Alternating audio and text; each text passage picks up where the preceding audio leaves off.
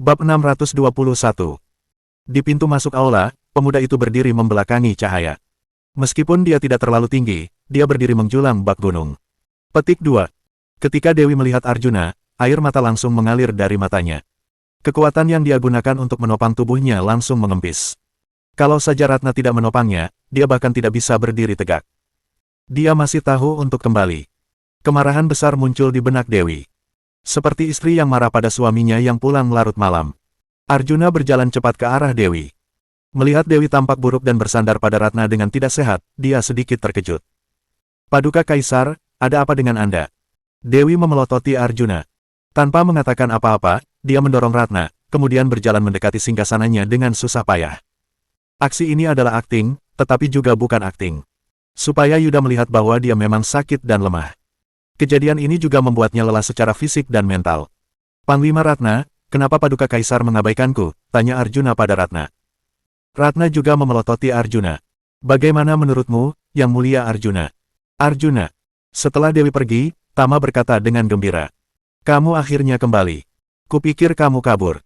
Kapten Tama, apakah Arjuna orang seperti itu? Galang segera melangkah maju membantah. Perjalanan bersama Arjuna ini kembali memperluas wawasannya, dia pun makin mengagumi Arjuna. Melihat Tama dan yang lainnya yang gembira. Sudut bibir Yuda sedikit terangkat, dia menyeringai. Memangnya kenapa Arjuna kembali? Bisakah dia menghasilkan kapas dengan kembali?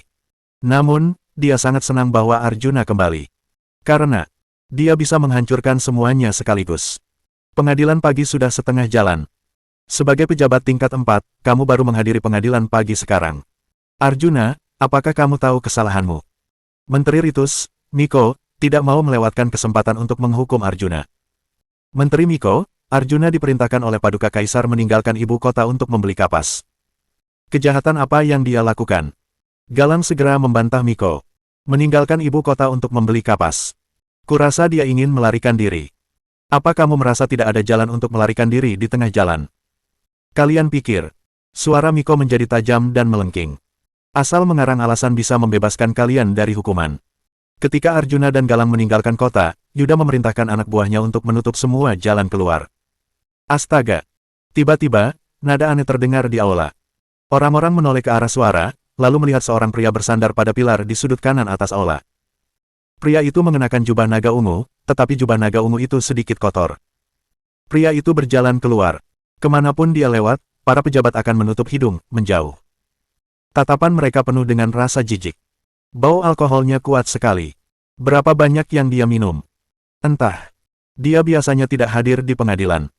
Kalaupun hadir, dia tidak bicara. Ada apa dengan hari ini? Tatapan lelaki itu linglung karena mabuk. Dia tersenyum, tidak mengambil hati apa yang dikatakan orang-orang itu. Dia terus berjalan menuju tengah aula, lalu berhenti di samping Miko. Dia menusuk dada Miko dengan jarinya sambil berkata dengan mabuk. Apakah ini pengadilan Paduka Kaisar atau pengadilan Menteri Miko? Paduka Kaisar belum menyidang Yang Mulia Arjuna, Menteri Miko sudah menyidangnya dulu. Pangeran, aku. Menteri Miko, cepat akui kesalahanmu kepada Pangeran. Miko ingin berdebat, tetapi dihentikan oleh Yuda. Pangeran Maruta, adik bungsu Kaisar terdahulu. Dia berseteru dengan Kaisar terdahulu, semua kekuasaannya diambil oleh Kaisar terdahulu. Sejak saat itu, dia menjadi kecanduan alkohol dan wanita. Dia jarang menghadiri pengadilan. Ketika dia hadir, dia hanya berdiri di pojok dalam keadaan mabuk. Pangeran benar. Kalau ada yang harus menanyakan hal ini, itu adalah Paduka Kaisar, ucap Yuda, kemudian berbalik untuk bertanya pada Arjuna. Kulihat Yang Mulia Arjuna tampak tenang, sepertinya sudah berhasil membeli kapas. Arjuna menggelengkan kepalanya. Aku gagal membelinya, tapi aku membawa 5.000 kilo. Bab 622. 5.000 kilogram. Terlalu sedikit. Sebelum Arjuna menyelesaikan kata-katanya, dia disela oleh Tama. Tahun ini stok kapas di pasar berkurang, jadi bisa membeli 5.000 kilogram sudah bagus. Ditambah dengan kapas yang dikirim oleh Bupati dari 10 kota, jumlahnya sudah banyak, kata Yuda. Sebagian besar kapas di pasar kini telah dibeli oleh Bupati masing-masing kota. Arjuna masih mampu membeli 5.000 kilogram. Yuda benar-benar merasa bahwa Arjuna hebat. Namun, kenapa kalau dia hebat? Sekalipun ditambah 25 kg kapas yang dikirim oleh Bupati 10 kota, totalnya hanya sekitar 30 kg. Masih jauh dari 100 kg. Masih kurang. Kalau ditotal, hanya sekitar 30 kg. Sekarang di utara sangat dingin, pakaian katun tipis sama sekali tidak berguna. Tama sangat gelisah. Kapten Tama, jangan cemas. Arjuna berkata dengan tenang. 5.000 kilogram itu bukanlah kapas, melainkan bulu bebek putih. Bulu bebek putih. Apakah aku tidak salah dengar? Di aula, selain Arjuna dan Galang, semua orang terkejut. Kalian tidak salah dengar, memang bulu bebek putih. Warga Kabupaten Madaska bekerja keras membunuh 3 juta ekor bebek dalam semalam, lalu mengeringkannya dalam semalam. Mereka benar-benar bekerja keras. Ketika Arjuna memikirkan pemandangan di Kabupaten Madaska sekarang, dia merasa sangat tersentuh. Kemarin dia dan Galang bergegas ke Kabupaten Madaska. Begitu mereka menjelaskan tujuan mereka kepada kepala daerah Kabupaten Madaska, kepala daerahnya segera mengeluarkan perintah. Ketika mereka mendengar bahwa Arjuna yang menginginkannya, orang-orang tidak peduli apa yang Arjuna inginkan dari bulu bebek. Mereka mulai bekerja secara gratis. Mengetahui bahwa Arjuna sedang dalam keadaan mendesak, orang-orang dari seluruh daerah, bahkan anak-anak berusia 3 tahun, datang untuk membantu mencabuti bulu bebek. Arjuna, aku menginginkan mantel berlapis kapas. Kamu membawa bulu bebek untuk apa? Tanya Tama dengan bingung. Untuk membuat pakaian, mantel yang terbuat dari bulu bebek jauh lebih hangat daripada pakaian berbahan katun. Apa katamu? Tama mulai marah. Membuat pakaian dari bulu bebek belum pernah ada sebelumnya. Bukankah pakaian yang terbuat dari bulu bebek bau? Sudah dikeringkan dengan kapur barus untuk menghilangkan baunya, jadi tidak bau. Meskipun tidak bau, beratnya hanya 5.000 kilogram. Apakah pakaian yang kamu buat bisa hangat? Tentu saja. Arjuna, masalah ini menyangkut nyawa 200.000 prajurit pasukan serigala di utara. Ini bukan lelucon. Dewi menyela Arjuna. Dia juga merasa bahwa kata-kata Arjuna terlalu sembrono. Paduka Kaisar, aku tidak bercanda. Pakaian yang terbuat dari bulu bebek lebih hangat daripada mengenakan 3 mantel berlapis katun. Arjuna, diam. Dewi tidak salah, tetapi apa yang dikatakan Arjuna benar-benar di luar logika. Bagaimana mungkin orang-orang zaman dulu, yang tidak pernah melihat jaket berbulu, merasa bahwa pakaian yang terbuat dari bulu bebek lebih hangat daripada pakaian katun? Seseorang kemari. Yuda berteriak, bahwa pengkhianat yang membuat pernyataan keterlaluan ini pergi, pukul dia sampai mati dengan pentungan.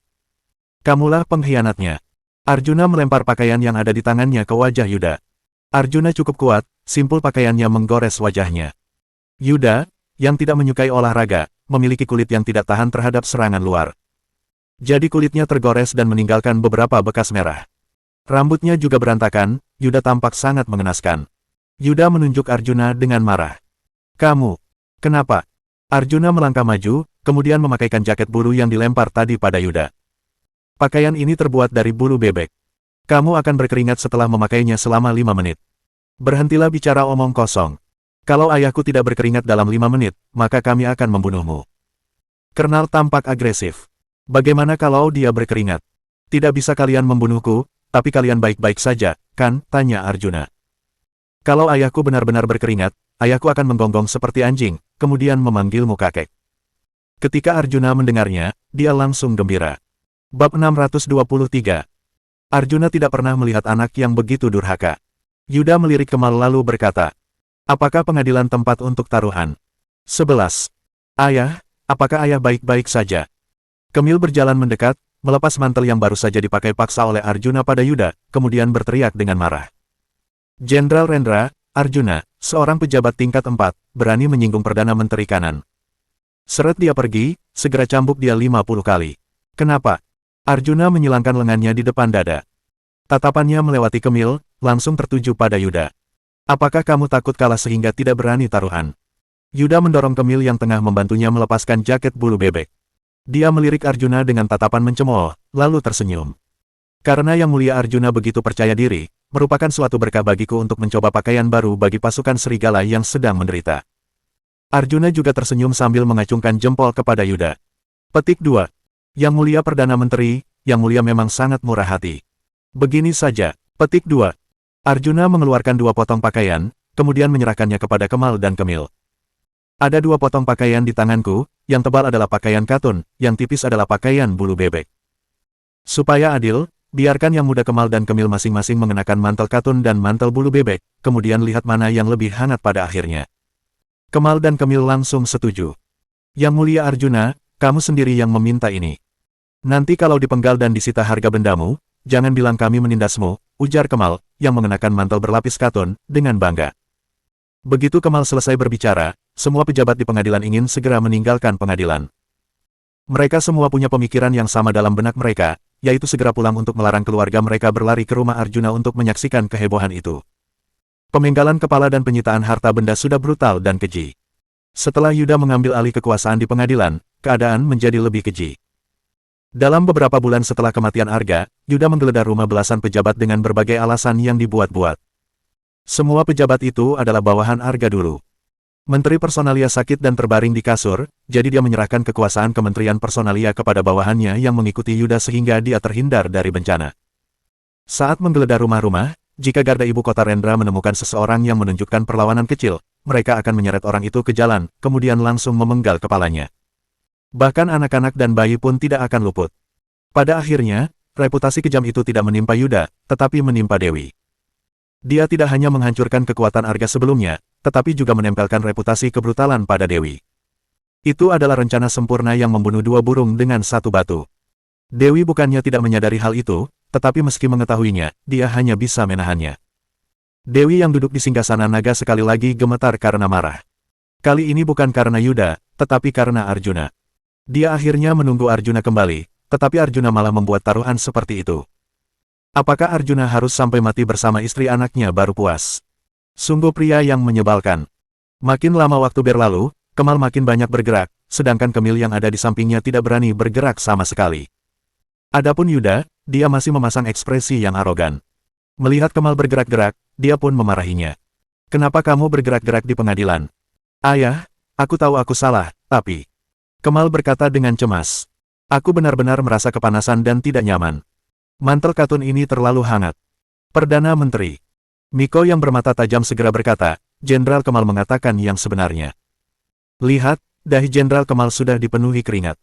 Setelah Miko mengatakan ini, pejabat pengadilan memperhatikan bahwa memang ada lapisan keringat ringan di dahi Kemal. Kemal yang mengenakan mantel katun sudah berkeringat. Bagaimana dengan Yuda dan Kemil yang mengenakan pakaian bulu bebek? Semua pejabat pengadilan mengalihkan pandangan mereka serentak. Bab 624. Yuda dan Kemil tampak tenang dan santai, tidak terlihat panas dan tidak ada keringat di dahi mereka. Hukuman 1000 luka, belah pinggang, dicabik kereta, penggal kepala, pengulitan, dikubur hidup-hidup, tarik usus. Arjuna, pilihlah cara kematian yang kamu rasa nyaman. Sebelum Kemal menyelesaikan kata-katanya, terdengar banyak suara muntah di pengadilan. Tak ada satupun cara yang disebut Kemal merupakan cara yang nyaman untuk mati. Semuanya merupakan siksaan yang mengerikan. Tidak mudah untuk memilih, kan? Melihat Arjuna tidak mengatakan apa-apa, Kemal menjadi makin puas, bahkan membantu Arjuna memilih. Cara paling nyaman untuk mati di antara semua itu seharusnya penggal kepala, karena matinya cepat. Tidak, tidak. Sambil berbicara, Kemal menggelengkan kepalanya. Sekelompok Algojo pensiun beberapa tahun lalu karena usia. Kelompok Algojo yang baru belum begitu terampil. Mereka mungkin tidak dapat memenggal kepala dengan sekali penggalan, mungkin harus beberapa kali. Jadi itu bukan pilihan yang menyenangkan. Kalau begitu harus pilih apa? Hukuman 1000 luka. Terlalu menyakitkan dan lambat, cara mati seperti itu tidak nyaman. Belah pinggang. Tidak juga, masalahnya sama dengan penggal kepala, teknik algojonya tidak bagus, perlu banyak potongan untuk membelah orang menjadi dua. Dikubur hidup-hidup. Tidak, matinya lambat juga. Dikubur di bawah tanah juga gelap, terlalu menakutkan. Kemal mengerutkan kening, memegang dagunya sambil berpikir. Dia memikirkan beberapa cara untuk mati, tetapi dia menolak semuanya. Dia mengatakan bahwa cara-cara itu terlalu menakutkan, tetapi dalam hati dia merasa cara-cara tersebut kurang menakutkan. Dia harus memilih cara yang paling brutal dan menyakitkan untuk membunuh Arjuna.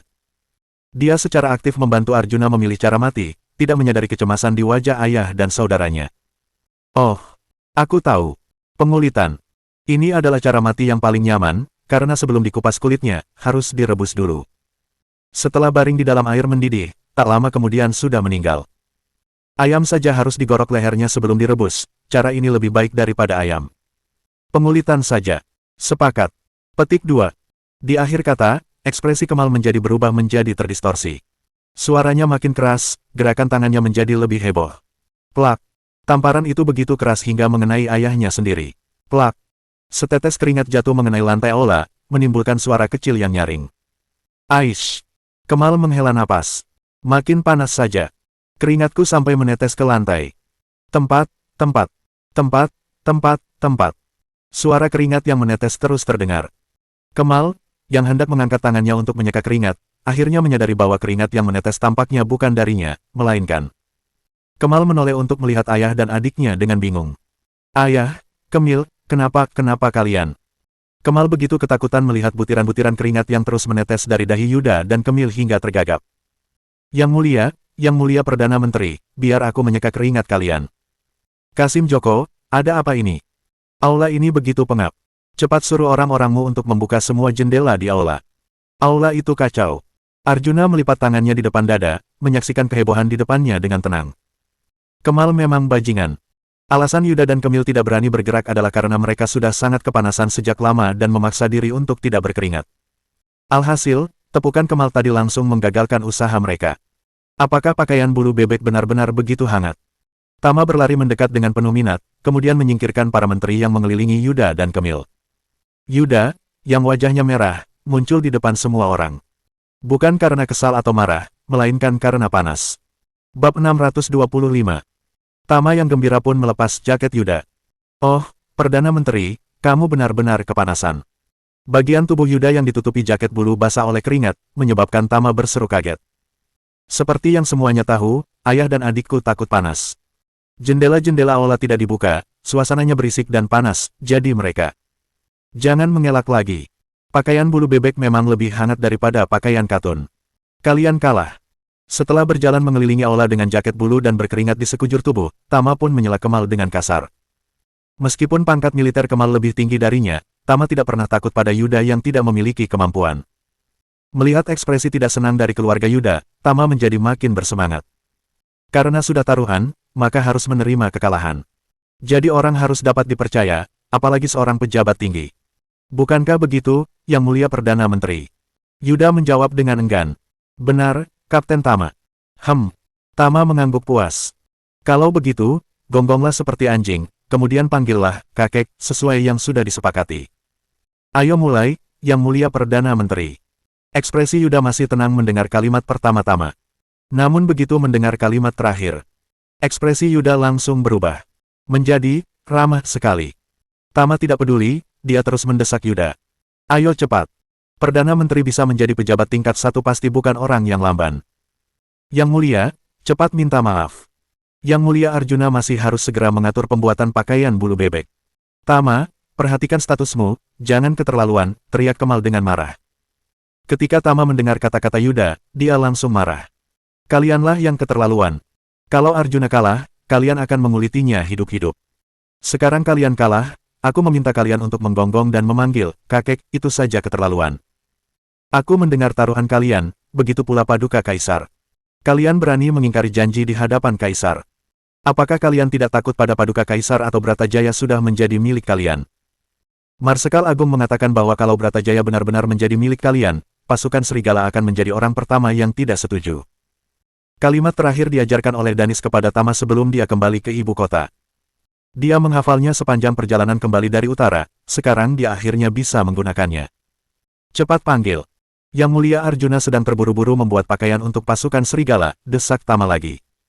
Suasana di aula sunyi. Tidak ada yang berani membela Yuda dan yang lainnya. Sebenarnya, mereka bukan saja tidak berani, tetapi Miko dan yang lainnya diam-diam melangkah mundur. Tama sudah menyebut Danis, siapa yang berani membantu Yuda. Temperamen Danis hampir sama dengan Tama. Jika pasokan mereka tertunda dan Danis marah, akibatnya akan mengerikan. Danis memiliki pedang sakti penstabil negara yang mengizinkannya untuk membunuh dulu baru kemudian melapor. Miko dan yang lainnya takut Danis akan memenggal kepala mereka karena marah. Hal semacam ini pernah terjadi sebelumnya. Dua orang bergegas mendekati Arjuna, lalu berlutut. Orang-orang melihat lebih jelas. Orang yang berlutut di depan Arjuna adalah Kemil. Kemal awalnya tidak ingin berlutut, tetapi dia ditarik oleh Kemil. Kemil, apa yang kamu lakukan? Ketika Kemal yang ditarik berlutut ingin berdiri, dia mendengar. Kami, kakek. Setelah menggonggong seperti anjing dan memanggil kakek, Kemil bersujud kepada Arjuna beberapa kali berturut-turut. Yang Mulia Arjuna, semua salah kami, tidak ada hubungannya dengan ayahku. Bab 626. Yang Mulia Kemil, masalah ini disebabkan oleh Yang Mulia Perdana Menteri yang tidak percaya bahwa pakaian bulu bebek lebih hangat daripada pakaian katun, dan ingin membunuh Yang Mulia Arjuna. Kenapa sekarang jadi tidak ada hubungannya dengan dia? Tama sangat bersemangat ketika berdebat dengan Kemil. Ini adalah kefasihan verbal terbaiknya dalam 20-an tahun dia hidup. Semua karena Arjuna. Jika Arjuna tidak membuat mantel bulu bebek yang begitu ajaib, dia tidak akan sesenang ini. Dulu, setiap kali Tama kembali untuk meminta makanan, pakan ternak, serta pakaian, Yuda dan yang lainnya selalu mempersulitnya. Tama juga tidak bisa melawan. Dia merasa kesal dan tertindas setiap kali kembali. Jika Danis tidak memperingatkannya berulang kali, Tama pasti sudah memenggal orang sejak lama. Yuda tidak dapat lagi bersikap tenang, raut wajahnya terlihat sedikit mengenaskan dan canggung. Namun, Tama tidak akan membiarkannya lolos begitu saja.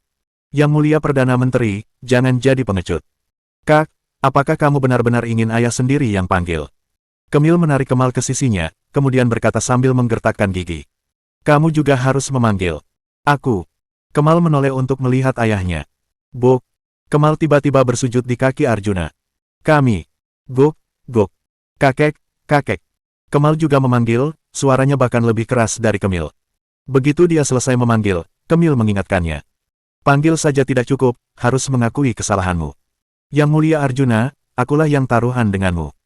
Masalah ini tidak ada hubungannya dengan ayahku. Aku benar-benar salah. Arjuna dengan tenang menatap Kemal yang bersujud sambil terus mengakui kesalahannya. Dia tidak bersuara. Artinya, dia tidak memaafkan. Galang menyenggol Arjuna pelan. Arjuna, kurasa sudah cukup. Sebagian besar kekuasaan di pengadilan masih berada di tangan Yuda, jadi kecil kemungkinan Yuda akan meminta maaf sendiri. Kedua putranya berlutut dan meminta maaf di depan semua menteri sudah cukup membuat Yuda kehilangan harga diri. Cukup. Tidak. Tama juga datang ke sisi Arjuna. Dia menundukkan kepalanya, kemudian bertanya kepada Kemal.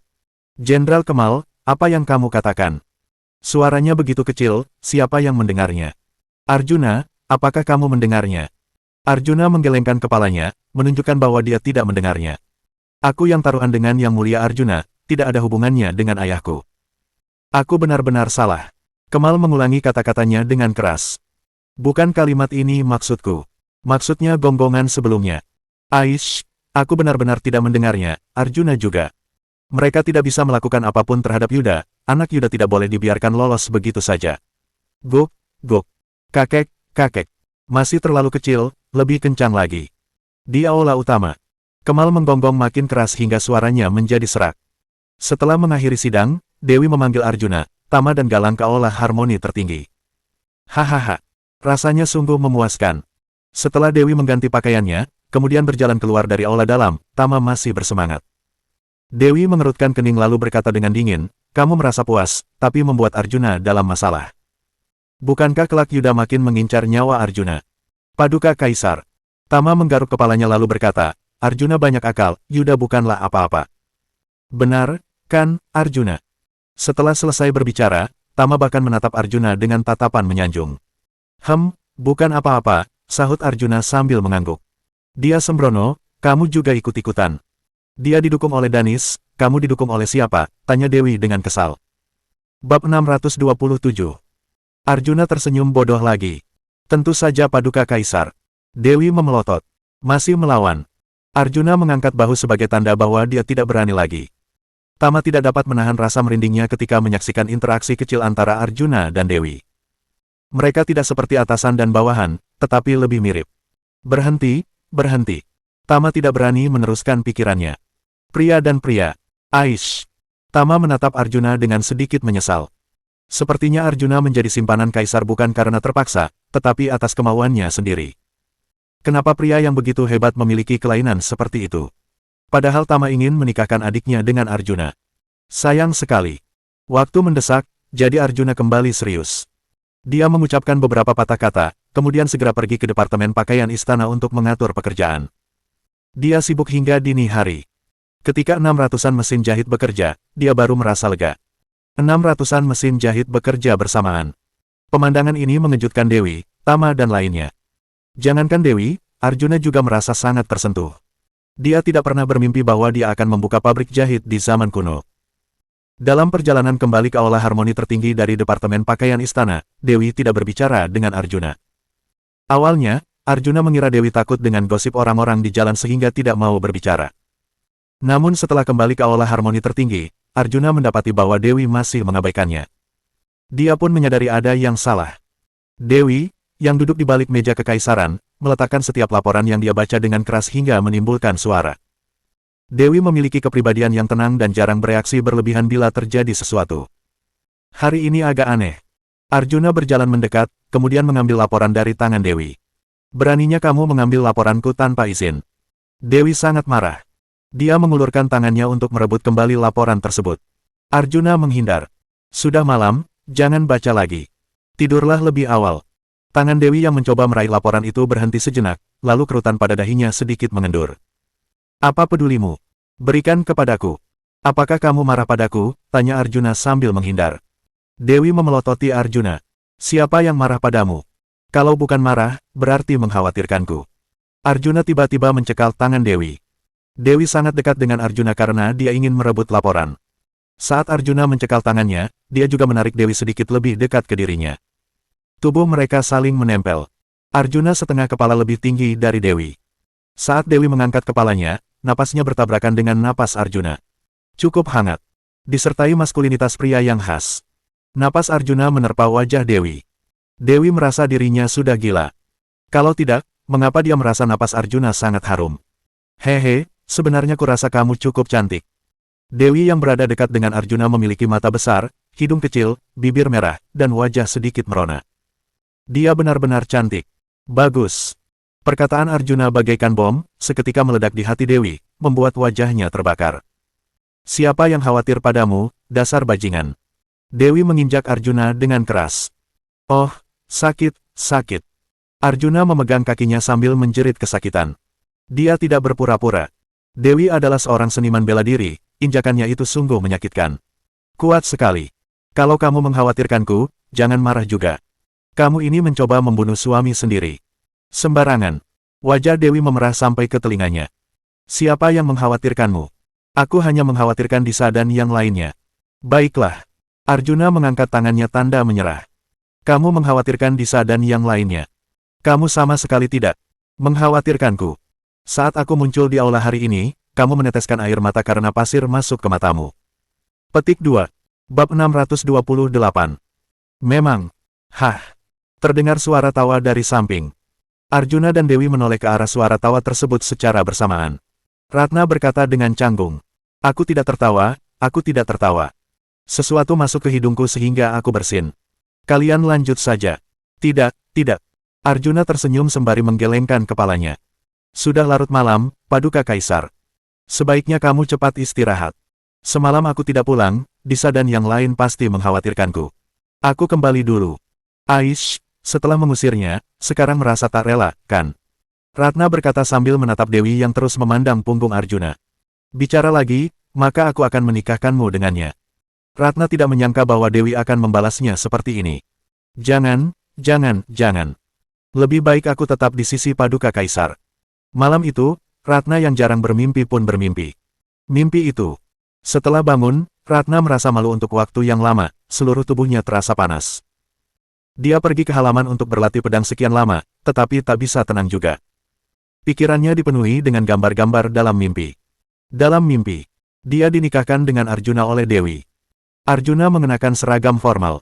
Ratna mengenakan mahkota Phoenix dan jubah pengantin berwarna merah. Arjuna menunggangi kuda ke rumahnya untuk menjemputnya. Mereka kemudian kembali ke rumah Arjuna, beribadah di aula, lalu masuk ke kamar pengantin. Arjuna lembut dan penuh perhatian. Ratna malu dan takut. Arjuna menanggalkan mahkota Phoenix dan jubah pengantinnya, mencium keningnya dengan lembut, lalu bergerak turun. Ratna pikir dia akan gugup dan melawan. Alhasil, tak disangka. Ciuman dan sentuhan Arjuna membuatnya merasa nyaman. Ketika pembantu memanggil Ratna, dia bertanya, Yang mulia, kenapa wajahmu begitu merah? Apakah kamu demam? Kalimat ini langsung menyadarkan Ratna. Dia tidak demam, melainkan bergairah. Ketika dia merasakan sensasi basah pada selangkang harinya, rasanya Ratna ingin ditelan bumi saja. Paduka Kaisar hanya mengancam, bisa-bisanya dia bermimpi. Selain itu, mimpinya begitu memalukan pula. Malam ini, Arjuna tidur nyenyak sambil memeluk istrinya. Perdana Menteri Kanan tidak dalam suasana hati yang baik. Setelah pengadilan hari ini, Yuda dan anak-anaknya tidak dikelilingi oleh sekelompok pejabat penjilat. Mereka bertiga langsung naik ke kereta setelah meninggalkan istana, lalu kembali ke rumah dengan mengenaskan. Setelah mereka bertiga pulang, mereka tidak berkumpul di ruang kerja untuk minum teh dan berbincang seperti biasa, melainkan masuk ke kamar masing-masing. Kemal terus berteriak di dalam kamar. Dia bersumpah akan menguliti Arjuna dan menarik ususnya. Meskipun Kemil tidak berteriak, dia lebih mengerikan dari Kemal. Untuk melampiaskan amarahnya, dia memanggil beberapa selir ke kamarnya. Dia meminta mereka untuk melepas pakaian mereka, kemudian mencambuk mereka dan melarang mereka menangis maupun berteriak. Kamar Yuda sangat sunyi, tidak ada yang tahu apa yang sedang dia lakukan. 2 jam sebelum sidang pagi, Yuda keluar dari kamar, kemudian melempar sebuah barang kepada Kemal. Kemal menerima barang itu lalu berkata, "Ayah, ini." Kemal tahu apa isi barang itu tanpa membukanya karena Yuda pernah mengeluarkannya sebelumnya. Hanya saja sebelumnya Yuda memberikannya kepada Kemil, bukan dia. Isi benda itu adalah racun yang merenggut nyawa Arga. Kemal yang memegang racun itu merasa semua depresinya lenyap. Dia bahkan memandang Kemil dengan sedikit bangga. Ayah memberikan tugas penting ini kepadanya, bukan Kemil. Ayah pasti tidak puas dengan perilaku Kemil di pengadilan. Sekalipun Arjuna menang, mereka tidak perlu berlutut, apalagi menggonggong layaknya anjing. Ketika Kemal mengingat dirinya menggonggong seperti anjing di istana, dia menggertakkan giginya dengan penuh kebencian. "Ayah, aku akan memastikan Arjuna mati dengan mengenaskan. Aku akan pergi ke kediaman Arjuna sekarang untuk mencari seseorang yang bisa meracuninya." Bab 629. Kembali. Dasar anak yang gagal membantu, malah bikin kacau, marah Yuda. "Ayah memberiku racun, bukankah untuk meracuni Arjuna?" tanya Kemal dengan polos. "Kak, racun sudah pernah digunakan sekali, tidak akan mempan lagi. Kalau Arjuna sebodoh itu, kepalanya pasti sudah dipenggal oleh ayah sejak lama," jelas Kemil. "Kalau begitu katakan, kalau bukan untuk meracuni orang, apakah ayah memberiku racun untuk memberikannya kepada seseorang?" tanya Kemal dengan ketus. Begitu Kemil berbicara, ekspresi muram Yuda segera membaik. Kemal yang melihatnya merasa sangat tidak senang. Jelas-jelas dia anak pertama, tetapi Kemil selalu merebut perhatian darinya. "Kak, apa yang kamu katakan mungkin benar. Ayah ingin kamu memberikannya kepada seseorang." Untuk diberikan kepada seseorang." Yuda mengangguk. "Dasar bodoh." Yuda menendang Kemal. "Kenapa kamu masih diam? Cepat antar." Arjuna baru saja bangun, dia belum berganti pakaian atau mencuci mukanya. Bam! Pintu kamar tidur didorong terbuka dengan paksa dari luar. "Apakah ada pembunuh?" Arjuna secara naluriah menarik Daisa ke belakangnya. Di luar pintu, seseorang yang tinggi dan ramping berdiri membelakangi cahaya. Begitu pintu terbuka, orang itu bergegas masuk, kemudian mencengkeram kerah. "Arjuna." 2. Setelah Arjuna mengenali orang itu, dia langsung santai, kemudian berkata sambil tersenyum menggoda. "Ratna, kamu datang pagi-pagi begini. Apakah kamu merindukanku atau paduka kaisar yang merindukanku?" Wajah Ratna tiba-tiba memerah. "Wah, Ratna, kamu juga bisa tersipu." Arjuna terkejut. Kalau seorang wanita tomboy tersipu, pasti ada sesuatu. "Jangan banyak bicara, cepat ikut aku ke istana." Ratna merasa Arjuna terlalu lambat, jadi dia menggendong Arjuna di pundaknya. Ketika keluar, mereka kebetulan bertemu Disa yang berlari menghampiri karena mendengar suara berisik. "Yang mulia Ratna, apa yang sedang kamu lakukan? Cepat turunkan tuanku." Disa yang jarang cemburu, merasa cemburu. Setiap kali dia menggendong Arjuna di pundaknya, mereka pergi ke kamar untuk melakukan hal nakal. Karena gerakan Arjuna terlalu lambat, sedangkan dia suka bergerak cepat. Pembukaan terlalu merepotkan. Langsung ke inti lebih menyenangkan. Kenapa Ratna menggendong Arjuna seperti ini? Apakah dia akan melakukan hal itu dengan tuan? Ratna tahu bahwa keempat putra Daisa adalah putra Arjuna. Jangan-jangan. Disa sedikit terkejut. Kepalanya mulai membayangkan segala macam hal. "Yang mulia Ratna, apakah kamu ingin meminjam benih tuan untuk melahirkan anak laki-laki?" Kata-kata Disa membuat Arjuna dan Ratna terkejut. Wajah Ratna memerah lagi, adegan erotis dari mimpi tadi malam terlintas di benaknya. "Aku." Ratna, yang tidak pandai berbicara, menggendong Arjuna melewati Disa, berlari keluar. Dia datang atas perintah Dewi, situasinya mendesak. "Tunggu aku." Disa, yang kekuatan bela dirinya kalah dari Ratna, tidak dapat mengejarnya. Di dalam kereta, Arjuna, yang tidak punya waktu untuk mandi, masih mengenakan pakaian tidur berwarna putih. Kamisol berleher V yang dalam tidak dapat menyembunyikan otot dadanya yang terbentuk dengan baik. Ini adalah pertama kalinya dalam hidup Ratna, dia tidak berani bernapas dengan berat. Sial! Mengapa otot dada Arjuna di dunia nyata sama seperti dalam mimpi? Bukankah dia hanya seorang pelajar yang bisa sedikit trik aneh? Kenapa dia bisa memiliki otot dada seperti itu? Dalam mimpi, Ratna membelainya beberapa kali. Dalam mimpi rasanya sangat enak, entah bagaimana rasanya di dunia nyata. Ratna, Ratna. Ketika Ratna sadar kembali, dia menemukan tangannya hampir menyentuh dada Arjuna. Bab 630. Paduka Kaisar. Begitu melihat Dewi di istana, Arjuna segera melaporkan Ratna kepadanya. Panglima Ratna mendambakanku, ingin mencabuliku di kereta. Siapa yang ingin mencabulimu? Jangan memandang tinggi dirimu sendiri. Perkataan Arjuna membuat Ratna panik. Masih mengelak. Kalau aku tidak memanggilmu tadi, kamu sudah mau menyentuhku. Aku tidak bermaksud menyentuhmu. Wajah Ratna seperti tomat. Aku hanya merasa pengap di kereta, ingin menyingkirkan tirai.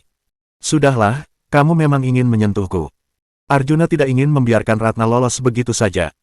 Pagi-pagi, dia bahkan belum sempat berganti pakaian atau mencuci muka, Ratna sudah menggendongnya ke kereta. Memangnya Arjuna tidak punya rasa malu? Kamu terus menatap dadaku sejak naik ke kereta.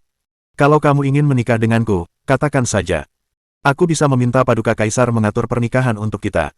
Kamu tidak perlu menggunakan trik seperti itu. Ratna, kalau begitu kamu salah. Kemarin aku bilang akan menikahkanmu dengan Arjuna, kamu bilang tidak mau. Paduka Kaisar, aku benar-benar. Sudahlah. Dewi melambaikan tangannya. Ada banyak hal yang harus dilakukan saat ini. Aku akan memilihkan tanggal untukmu setelah masalah-masalah ini beres. Bawahan mengikuti atasan. Jika Dewi menikah kelak, Ratna otomatis akan mengikutinya. Dewi terkejut dengan pikirannya sendiri. Apa yang sedang dia lakukan? Dia adalah permaisuri, tidak mungkin dia menikahi Arjuna. Astaga! Perkataan Dewi juga sedikit membuat Arjuna takut. Dia marah dan hanya ingin menggoda Ratna, tak disangka Dewi malah menganggapnya serius. Dia sudah punya istri yang ingin melahapnya setiap saat. Dia tidak ingin memiliki yang kedua. Paduka Kaisar, aku. Cukup. Dewi menyela Arjuna dengan dingin. Kamu mendambakan kecantikan Ratna pun, harus tahan beberapa waktu. Arjuna benar-benar tidak bisa berkata-kata. Kenapa jadi dia yang mendambakan kecantikan Ratna? Memangnya Ratna cantik? Hanya seorang wanita tomboy. Saat berpikir demikian, tatapan Arjuna tentu saja tertuju pada Ratna. Entah karena marah atau malu, saat ini Ratna tak hanya merona, tetapi dadanya juga naik turun. Wow! Arjuna diam-diam berseru dalam hati. Dia tidak pernah menyadari sebelumnya bahwa Ratna memiliki lekuk tubuh juga. Bagian itu. Sungguh luar biasa. Aku menyuruh Ratna membawamu kemari bukan untuk kalian bertengkar. Terjadi kondisi mendesak di Departemen Pakaian Istana. Departemen Pakaian Istana. Masalah Departemen Pakaian Istana adalah tentang mantel bulu bebek. Arjuna segera berhenti tersenyum. Apa yang terjadi? Dewi mengangguk. 1 jam yang lalu. Paduka Kaisar. Terdengar suara tergesa-gesa, selir bijaksana Intan berlari masuk dari luar. Para pekerja wanita itu, semuanya. Arjuna berjalan cepat ke arahnya. Semua pengawal Kekaisaran Ratna adalah laki-laki, tidak leluasa bagi mereka untuk tinggal di harem terlalu lama. Arjuna tidak mempercayai orang lain, jadi setelah mereka pergi, dia mengatur Intan untuk berjaga di sana. Intan datang terburu-buru pasti karena terjadi sesuatu yang serius. Apa yang terjadi? Selir bijaksana, jangan cemas. Ceritakan perlahan-lahan. Apa yang terjadi dengan para pekerja wanita itu? Tuan. Melihat Arjuna, Intan pun tidak peduli lagi untuk bersikap sopan. Dia meraih tangan Arjuna. Semua pekerja wanita tumbang. Dibunuh. Mereka semua diracuni. Ada yang ingin pasukan serigala mengalami kesulitan. Paduka Kaisar, kamu harus segera memerintahkan Tabib Wira pergi ke Departemen Pakaian Istana untuk melihat apakah masih ada yang bisa diselamatkan. Ratna, kamu cari tahu siapa pelakunya. Tabib Wira harus dipanggil, sedangkan pelakunya tidak perlu dicari lagi. Aku sudah menangkap pelakunya. Sudah ditangkap. Arjuna tertegun. Siapa?